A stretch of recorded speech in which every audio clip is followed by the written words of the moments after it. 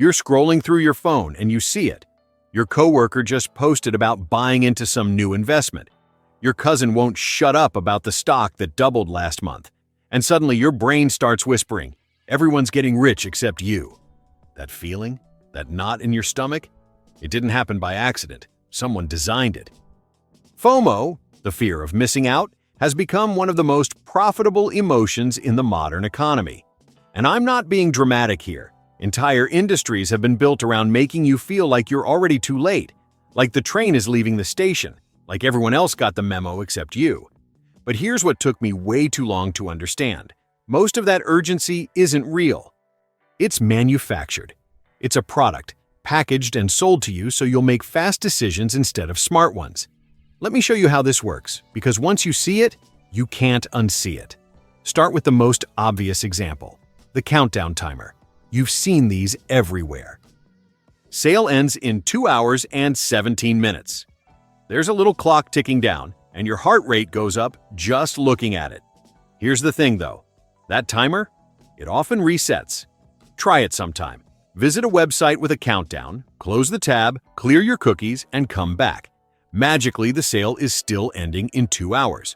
What a coincidence. These timers work because our brains are terrible at handling scarcity. When we think something is about to disappear, we want it more. Psychologists have been studying this since the 1970s. In one famous experiment, researchers put cookies in 2 jars. One jar had 10 cookies, the other had 2, same exact cookies. But people consistently rated the cookies from the nearly empty jar as more desirable. We're not rational about this stuff. We're predictable, and companies know it. Now let's talk about investing, because this is where FOMO gets really expensive. Remember 2021? Seemed like everybody was making money on meme stocks and crypto. Your neighbor, your barber, that guy from high school you haven't talked to in 15 years. Suddenly everyone was a financial genius posting screenshots of their gains. But here's what nobody posted: the losses. The people who bought at the top and watched their money evaporate didn't make TikToks about it.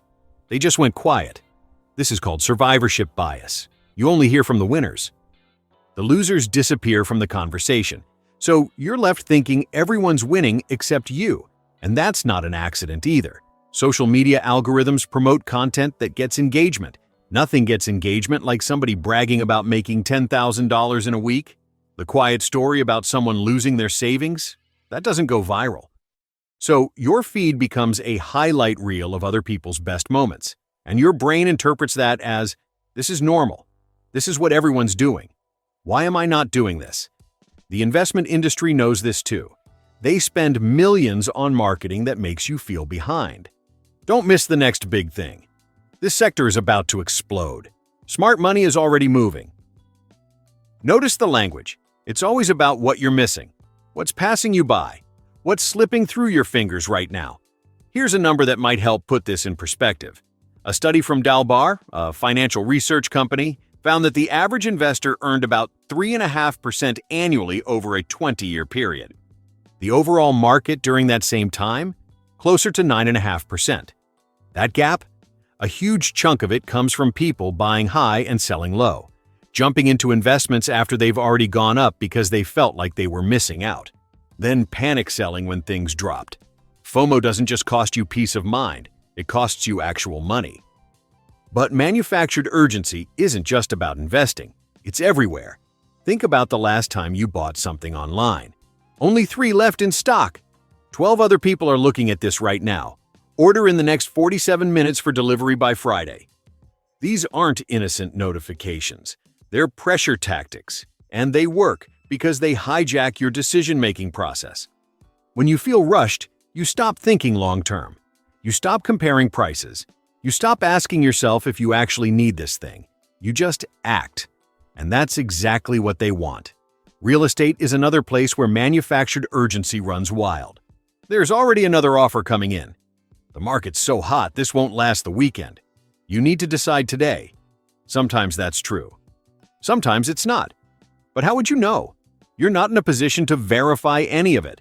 You just feel the pressure building, and your brain starts screaming that you're about to lose something. Here's what I wish someone had told me years ago. Real opportunities don't usually need high-pressure tactics. Think about it. If something is genuinely valuable, sellers don't need to create artificial scarcity. The scarcity is real. When urgency is being manufactured, it's often because without it, you'd walk away. So, how do you protect yourself? Let me give you some practical strategies that have actually helped me. First, build in a delay. This is the simplest and most powerful tool you have. Before any financial decision over, let's say, $200, wait 24 hours. That's it. Just sleep on it. FOMO is an emotion, and emotions fade. That thing you absolutely had to have at 11 p.m., by the next morning you often can't remember why it felt so urgent.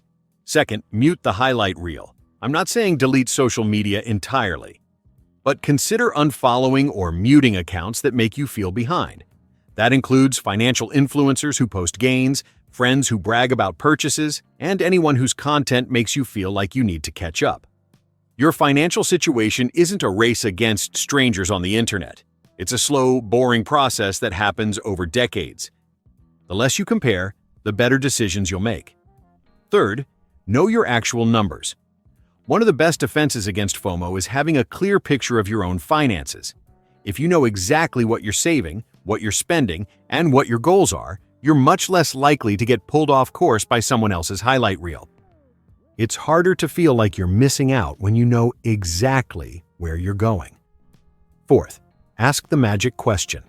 Whenever you feel that rush of urgency, ask yourself, what happens if I miss this?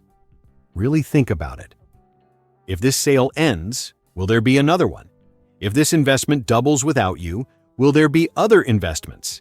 If this house sells, will there be other houses? The answer, almost always, is yes.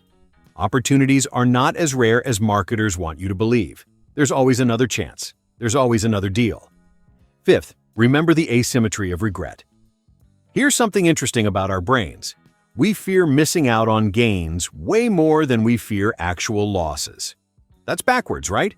Losing money you already have should feel worse than not making money you never had. But FOMO flips our priorities. We take bigger risks trying to catch up than we would if we were just trying to protect what we've got. When you feel FOMO, remind yourself, missing an opportunity is neutral. You're in the same position you were before. Losing money on a bad decision is negative. You're worse off than when you started. Not getting richer isn't the same as getting poorer. Your brain wants to confuse those two things. Don't let it. Here's the truth. The financial industry, the retail industry, the real estate industry, they all benefit when you act fast and think later.